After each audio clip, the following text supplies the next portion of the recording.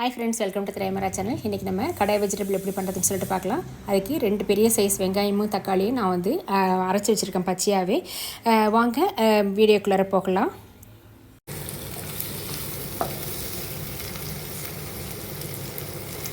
இப்போது இந்த வெங்காயம் ஆல்ரெடி வதங்கியிருக்கு. அதோடு சேர்த்து கேப்சிகமும் தக்காளியும் நான் வந்து வதக்கிக்கிறேன்.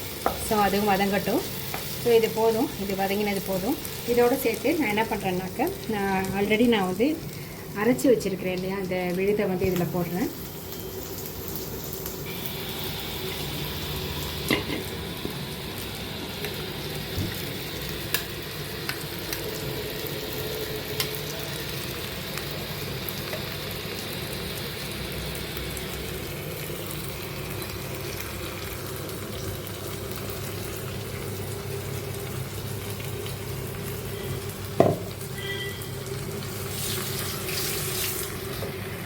கொஞ்சம் வதக்கிக்கலாம்.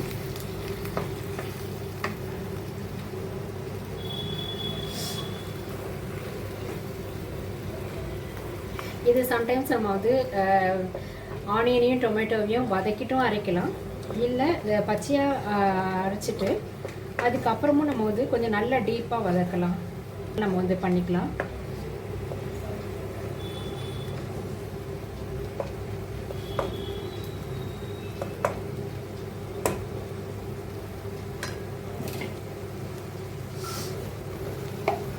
இதில் கொஞ்சம் மஞ்சப்பொடி போட்டுக்கிறேன்.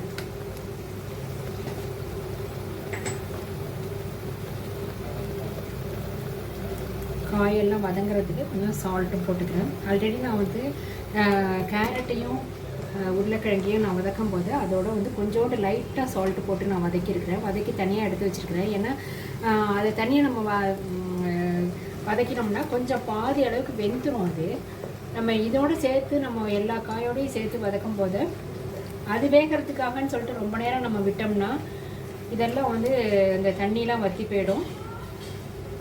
அப்போ அதனால் அதோடய டேஸ்ட் எல்லாமே வந்து இதுவாக போயிடும். ஸோ நம்ம வந்து கடாய் வெஜிடபிளுக்கு எப்பயுமே நம்ம என்ன பண்ணலாம்னாக்க, கேரட்டு என்னென்ன காய் போடுறோமோ அது ரொம்ப நேரம் ஆகும் அது வதங்குறதுக்கு அப்படிங்கிற பட்சத்தில் அதை வந்து நம்ம ஃபஸ்ட்டே வந்து கொஞ்சோண்டு ஆயிலில் டேபிள் சால்ட் போட்டு நம்ம வதக்கிக்கலாம். ஸோ இப்போ பாருங்கள், இப்போ கேப்சிகமும் உங்களுக்கு வந்து ரொம்ப நேரம்லாம் ஆகாது வதங்குறதுக்கு. ஸோ கேப்சிகமை மட்டும் நம்ம வந்து அந்த ஸ்டேஜ்லேயே, நம்ம லாஸ்ட் ஸ்டேஜ்லேயே போட்டுக்கலாம். அதனால் ஒன்றும் பிரச்சனை இல்லை. இப்போ இதுக்கு தேவையான அளவுக்கு நம்ம வந்து காரப்பொடி போட்டுக்கலாம். காரப்பொடி நான் இப்போ ஒரு 1/2 ஸ்பூன் போட்டுக்கிறேன். ஏன்னா இப்போ ஆல்ரெடி நம்ம வந்து ஆனியன்லாம் நிறையா போட்டிருக்கிறோம். ஒரு பெரிய ஆனியன், நீங்கள் ஆக்சுவலாக ஒரு ஆனியன் வந்து 2 ஆனியனுக்கு சமம், அந்தளவுக்கு பெரிய ஆனியன் தான் நான் போட்டிருக்கிறேன். அந்தளவுக்கு பெரிய ஆனியன்லேயே 2 போட்டிருக்கேன். ஸோ நீங்கள் பார்த்தீங்கன்னா ஒரு 4 ஆனியன்ஸ் போட்ட அளவுக்கு நான் போட்டிருக்கிறேன். ஸோ அதுலேயுமே வந்து கொஞ்சம் உங்களுக்கு காரம் இருக்கும். அதனால் நம்ம வந்து பார்த்துட்டு போட்டுக்கலாம். ஒரு 1/2 ஸ்பூன் நான் வந்து காரப்பொடி போட்டுக்கிறேன். இதிலே வந்து ஒரு ஸ்பூனுக்கு நான் தனியா பவுடர் போட்டிருக்கேன்.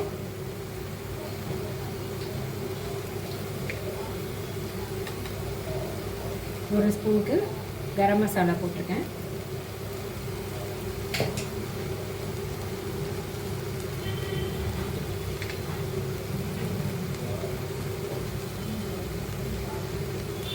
ஒரு 1/4 ஸ்பூனுக்கு பெப்பர் தூள் போட்டிருக்கேன்.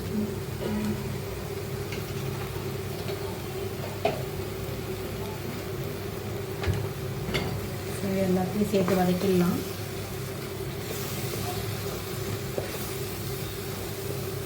இப்போ நான் ஏன் தண்ணி விடலைன்னா, கொஞ்சம் அது நம்ம பச்சையாகவே அரைச்சிருக்கோம் இல்லையா வெங்காயமும் தக்காளியும்.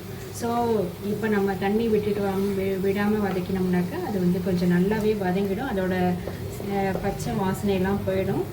அதனால தான் வந்து தண்ணி இப்போ விடலை நான். இப்போ இந்த ஸ்டேஜில் நான் ஆல்ரெடி வதக்கி வச்சுருக்கிறேன் இல்லையா, அந்த கேரட் அண்டு பொட்டேட்டோ, அதையும் நான் போடுறேன். உங்கள்கிட்ட கார்லிக் இருந்ததுன்னா கார்லிக்கு நீங்கள் வந்து போட்டுக்கலாம்.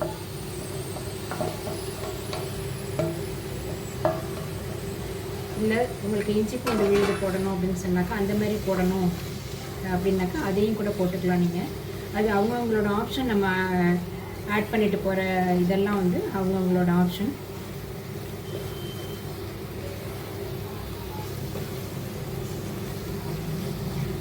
பாருங்கள், இது வந்து எல்லாமே ஒன்றா சேர்ந்துடுச்சு. இப்போ வந்து கொஞ்சம் ஒரு கிரேவி கணக்கில் வந்திருக்கு. இப்போ நம்ம கொஞ்சம் லைட்டாக தண்ணி விடலாம்.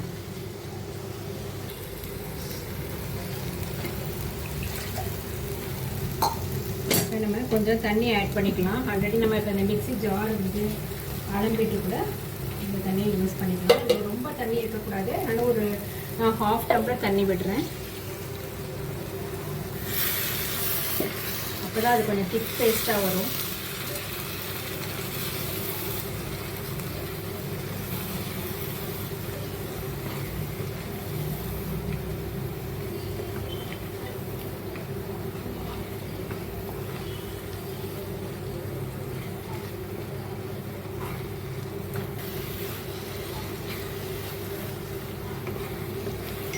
இதை பாருங்கள், இப்போ கொஞ்சம் நல்லாவே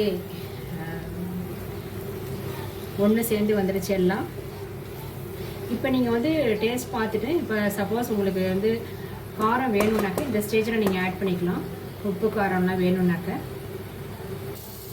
இப்போ கஸ்தூரி மெத்தி இந்த டேரத்தில் போட்டுக்கோங்க. நீங்கள் கஸ்தூரி மெத்தி போட்டுக்கிட்டிங்கன்னா இன்னும் கொஞ்சம் அது வந்து நல்ல ஃப்ளேவர் கொடுக்கும்.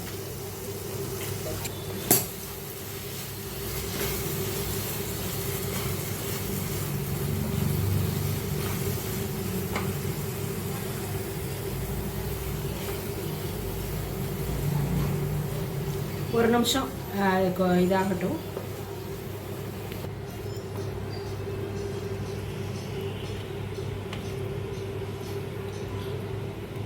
உங்களுக்கு நீங்கள் ரொம்ப கெட்டியாக எடுத்துன்னு ஃபீல் பண்ணிங்கனாக்கா இன்னும் கொஞ்சம் 1/2 டம்ளர் கூட தண்ணி விடுங்க. நான் இப்போ 1/2 டம்ளர் தண்ணி விட்டுருக்கேன். இப்போ இந்த கஸ்தூரி மெத்தி போட்டு ஒரு 1/2 டம்ளர் தண்ணி விட்டுருக்கேன். இது இன்னும் ஒரு நிமிஷம் 1 or 2 minutes அதை வந்து கொதிக்கட்டும். அது கொஞ்சம் பொங்கி வந்து உங்களுக்கு அது மாதிரி பபிள்ஸ்லாம் வரும். அது உங்களுக்கு பார்க்கும்போதே தெரியும். அதெல்லாம் வந்ததுக்கப்புறம் நீங்கள் வந்து ஆஃப் பண்ணிக்கலாம். அவ்வளோதாங்க. இது ரொம்ப சூப்பராக இருக்கும். அதுவும் சப்பாத்திக்கு, பூரி சப்பாத்திக்கெல்லாம் தொட்டுட்டு சாப்பிட்டா ரொம்ப நல்லாயிருக்கும். நீங்களும் செஞ்சு பார்த்துட்டு கமெண்ட் செக்ஷனில் எப்படி இருக்குன்னு சொல்லுங்கள். தேங்க்யூ.